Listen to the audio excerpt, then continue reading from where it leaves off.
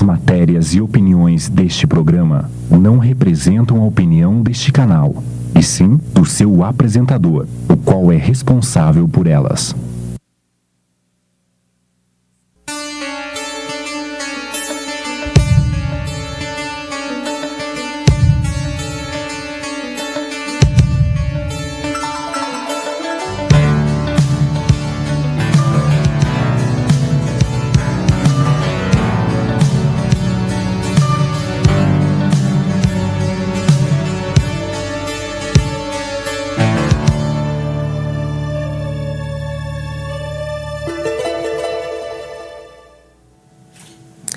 Boa noite.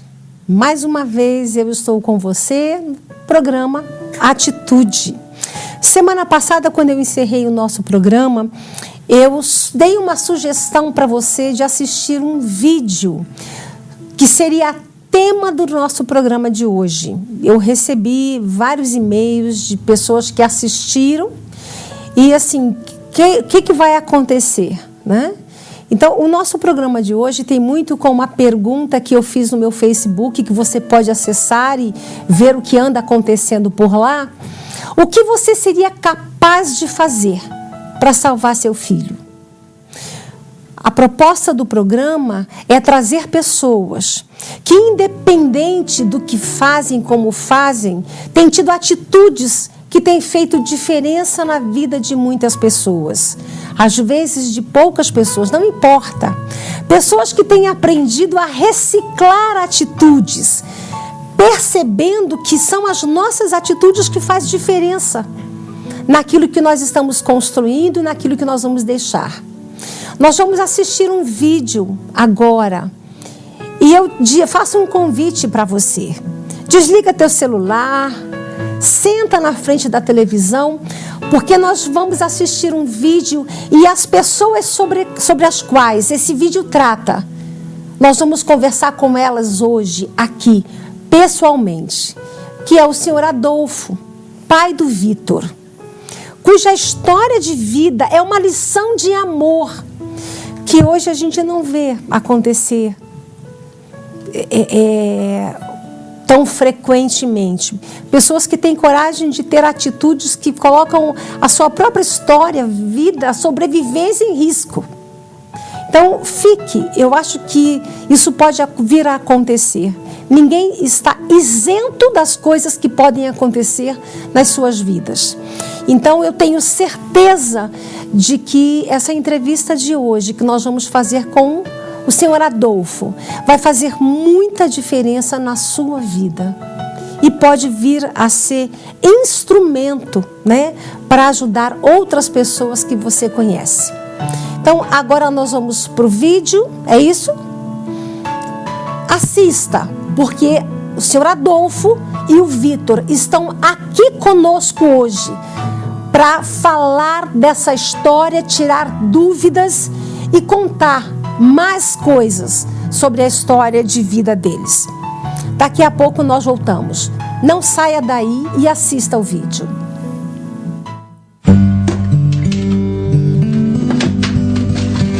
O café da manhã é a principal refeição do dia de Vitor. Aos 21 anos, ele conta com boas doses de frutas, complemento nutricional e carinho para manter a qualidade de vida. Recebe umas 800 calorias nesse shake, então como ele não tem atividade é suficiente. Foi isso que deixou ele bonitão assim. A família paranaense luta contra a gangliosidose GM1. A doença rara, degenerativa e sem cura é provocada pela falta de uma enzima fundamental para a reposição das células cerebrais. A gangliosidose tem duas frentes de ataque no organismo. Uma que é o processo digestivo, que por ele não produzir a enzima, ele não faz a digestão do leite.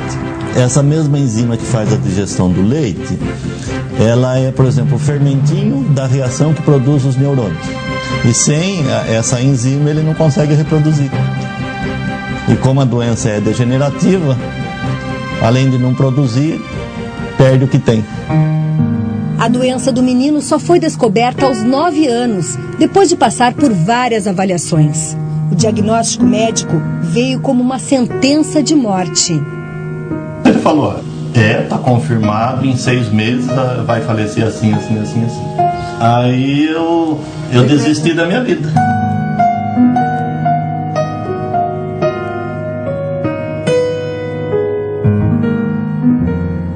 Inconformado, o engenheiro mecânico abriu mão do trabalho, da profissão, para tentar salvar o filho. Foi um momento da gente decidir, ou vejo ele morrer de uma forma bastante trágica, cada dia um pouquinho, ou vou lutar pela vida dele, né? Uma questão de decisão, e eu decidi por lutar pela vida dele.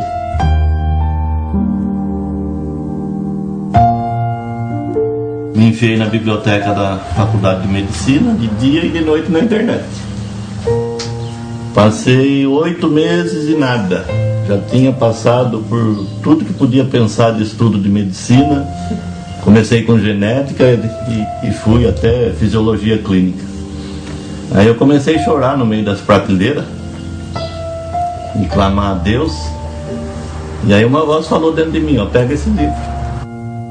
O tempo dedicado à pesquisa levou seu Adolfo a encontrar uma alternativa.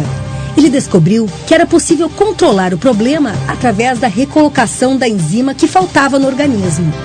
Desacreditado pelos médicos, o pai começou então uma outra batalha: a busca pela substância em laboratórios do mundo todo. Para conseguir a matéria-prima foi uma complicação, porque precisava e não sabia onde encontrar.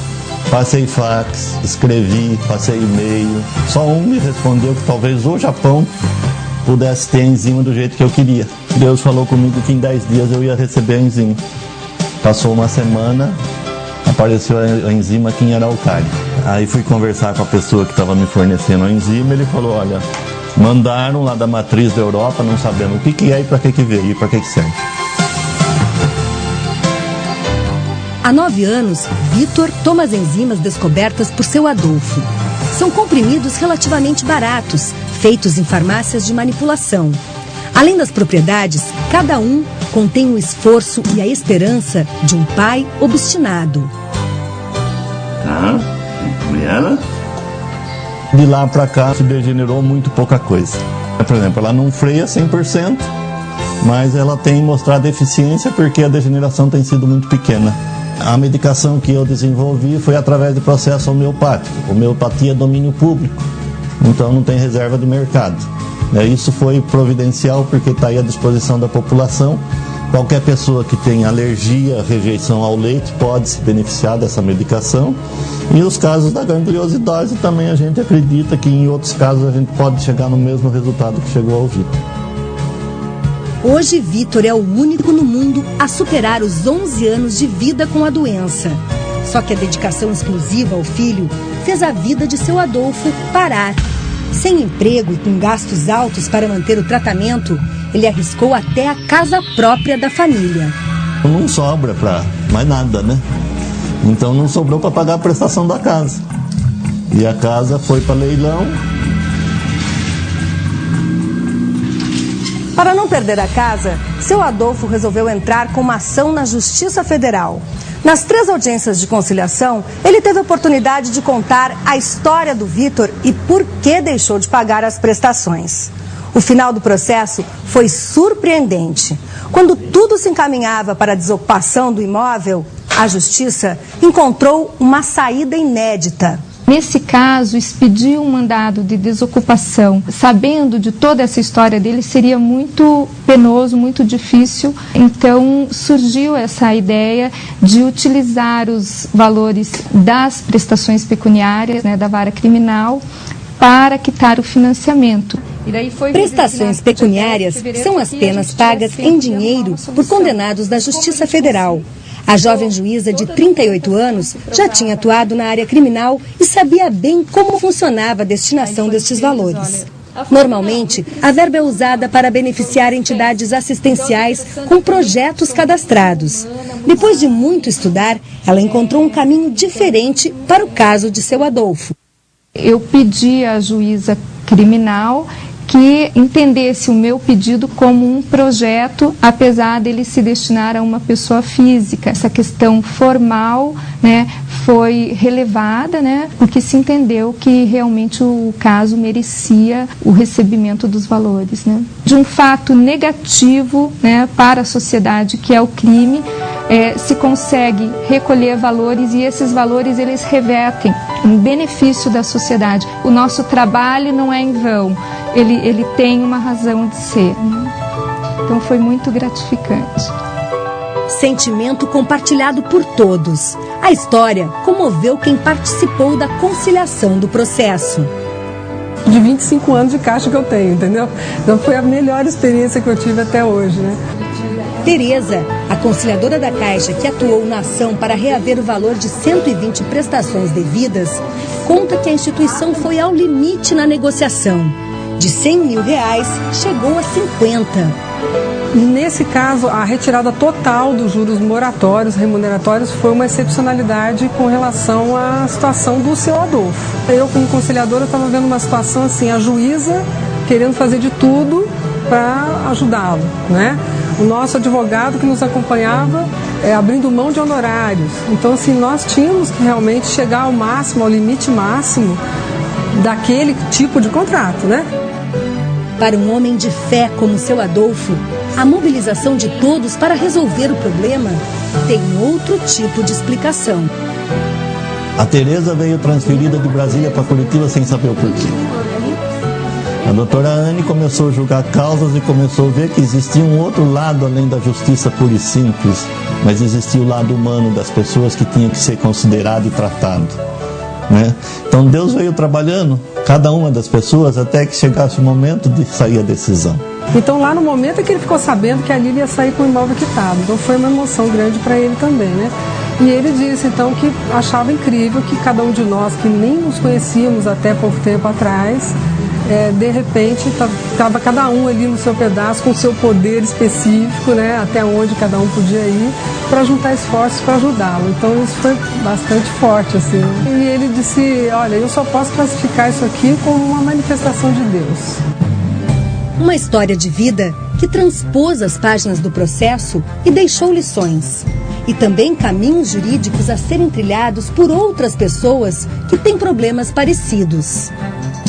O juiz se deparando com um caso, né, excepcional, em que ele veja que realmente, né, o mutuário não tem outra solução, né, e diante de um problema social, né, desse nível, eu acredito que ele possa tomar o mesmo caminho, né? Não foi porque ele tem um filho doente, não é uma questão de pena, não é isso, entendeu?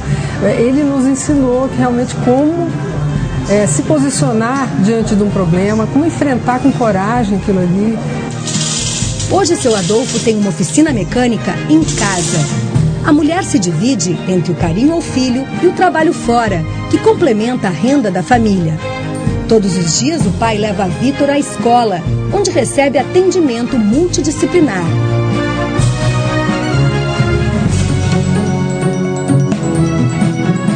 O desenvolvimento do Vitor está cada dia melhor, sabe? Tem as dificuldades dele, mas cada dia melhor. É um bom aluno esse menino. Um bom aluno. Vamos dar um passinho? Venha comigo. Para ele não perder as funções principais, né? A parte motora é essencial, né? Então essa tem que ser estimulada, principalmente. Mais um passinho, vamos lá, estamos chegando. Joia, joia. Na rotina deste verdadeiro pai-herói, não se nota um sinal de cansaço, de desânimo ou de desesperança. Do sorriso e do aperto de mão de Vitor e Adolfo, vem a força e a cumplicidade que só o amor entre pai e filho pode explicar. Ele ama viver, né? Esse aqui é um grande guerreiro, né? Ele sempre lutou muito. Tanto rico quanto pobre tem problema de finança. Tanto rico quanto pobre tem problema de doença, né? Os problemas só mudam de endereço, mas são os mesmos para todo mundo. Então o que muda? A decisão. É a atitude diante de um problema é que muda, que faz mudar o Vitor. Se a nossa atitude é de uma boa decisão, o nosso mundo vai ser melhor.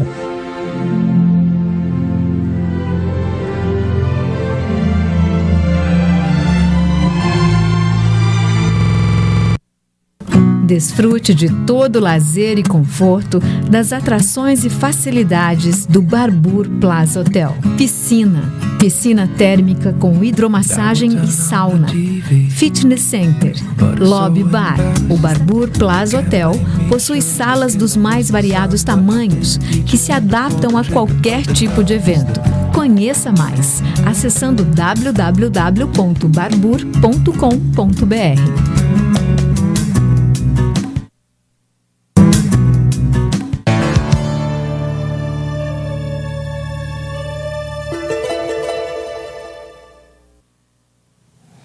A atitude que você tem diante de um problema é que faz toda a diferença.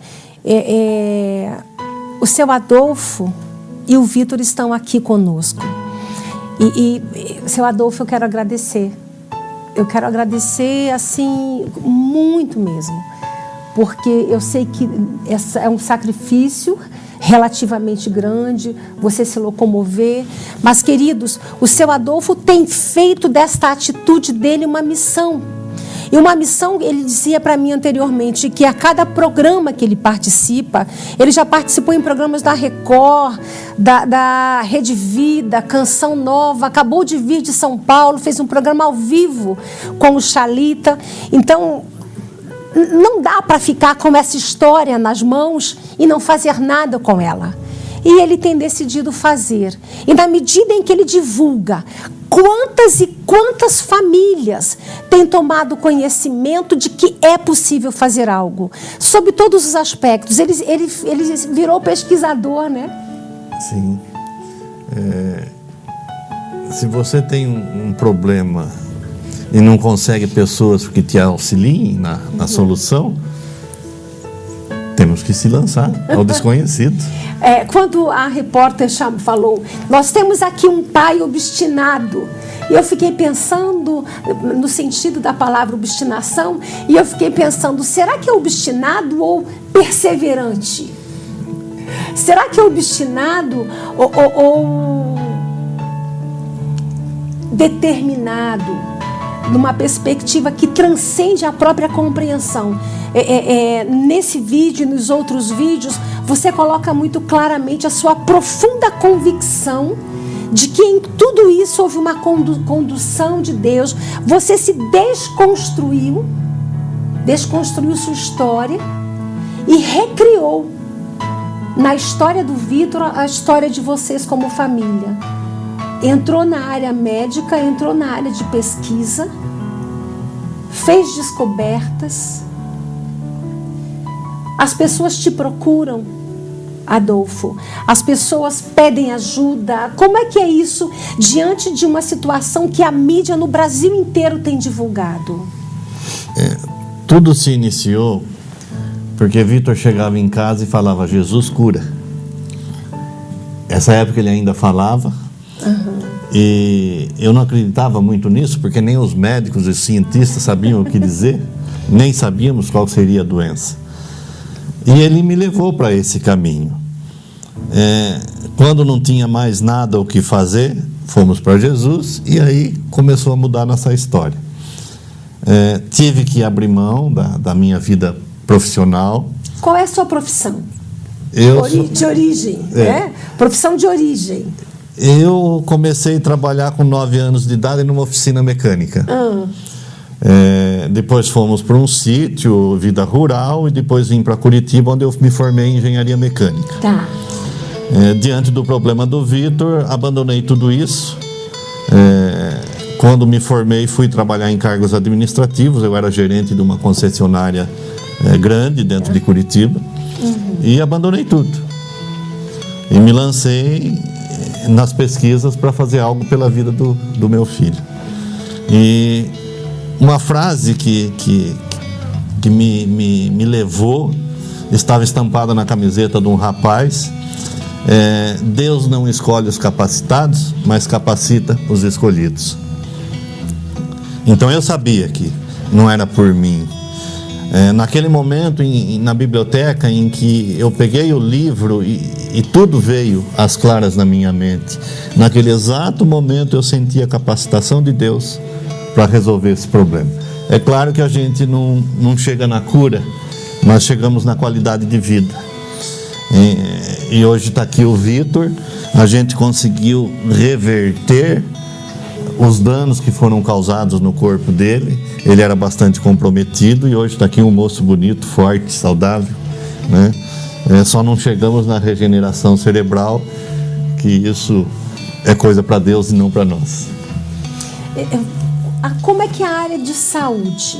Né? Você entrou numa área que é a área de saúde a partir das pesquisas que você fez, né? Como os cientistas desta área, né, ligado a neurociências, as doenças degenerativas, como é que eles receberam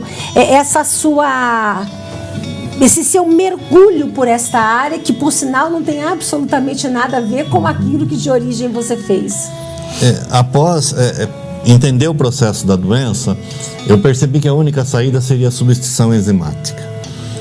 E também achei nos livros referência de que na doença de Gaucher, há 15 anos atrás, quando eu fiz as pesquisas, hoje 25 anos atrás, se tentou uma solução de substituição enzimática em Gaucher e foi um desastre.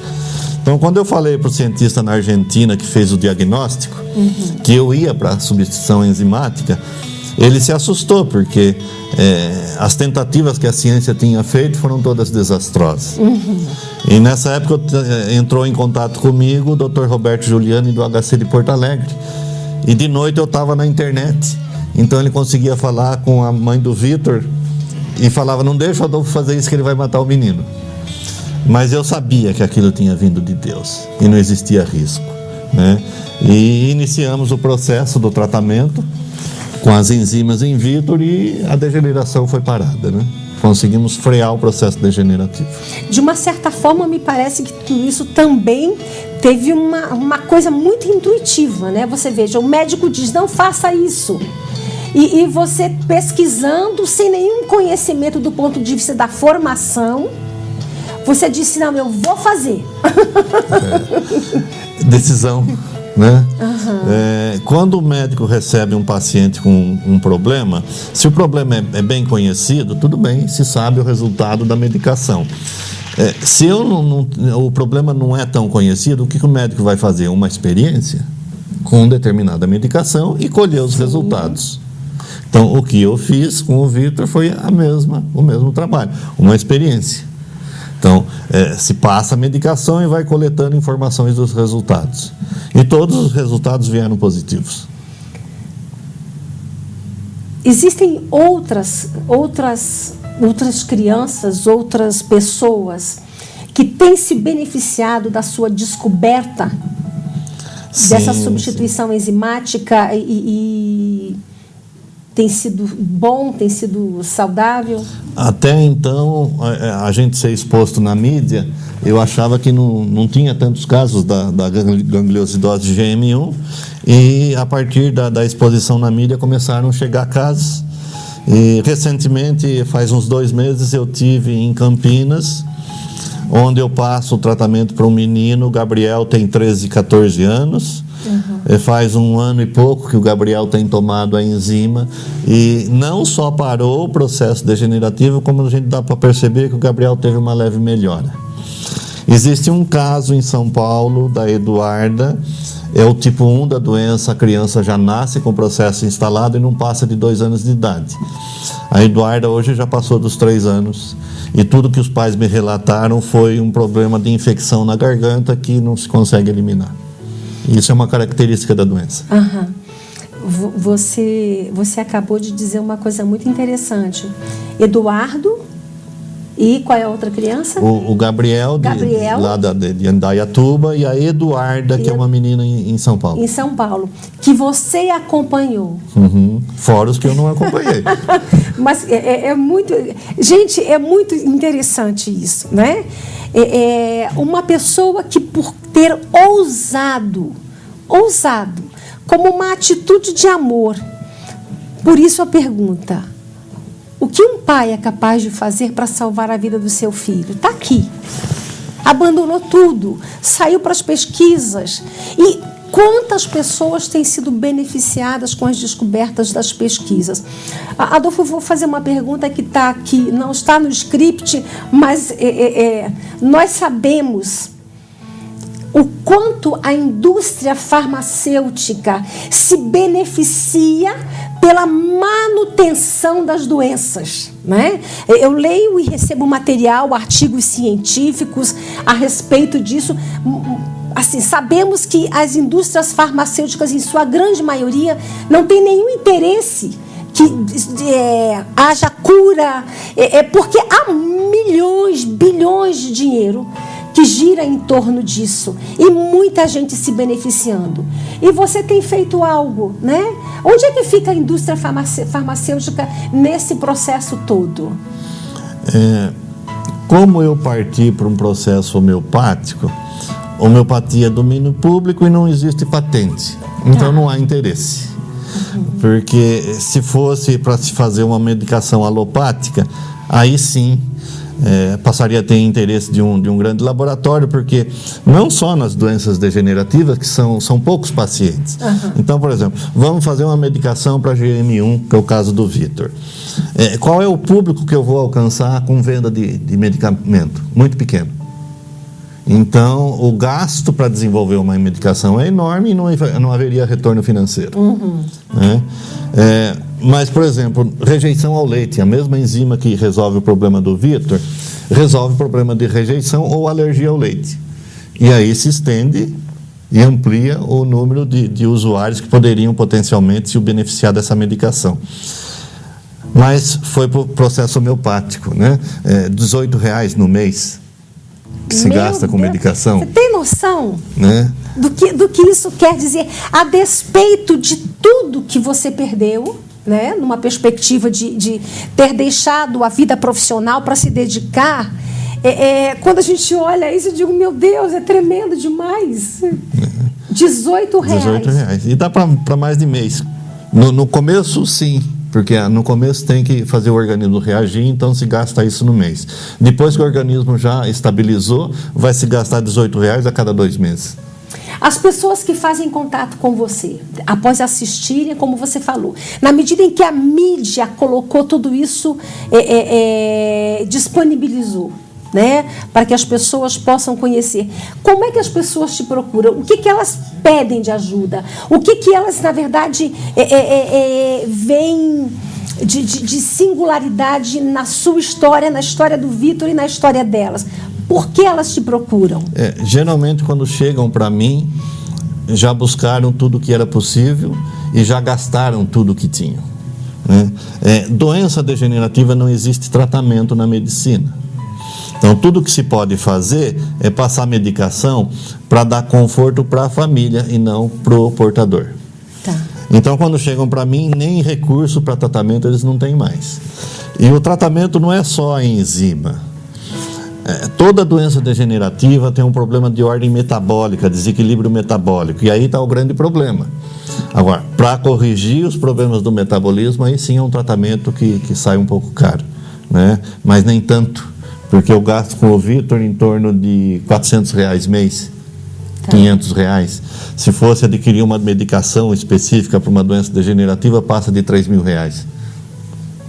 Não vou muito longe, Adolfo. Eu tenho pacientes que fazem uso de medicações psicoativas para quadros os mais diversos de transtornos, tanto neuróticos ou algumas doenças emocionais, que gastam muito mais do que isso para poder se tratar, às vezes, de uma depressão, de um quadro fóbico, síndrome do pânico e os mais diversos transtornos da saúde emocional e saúde mental.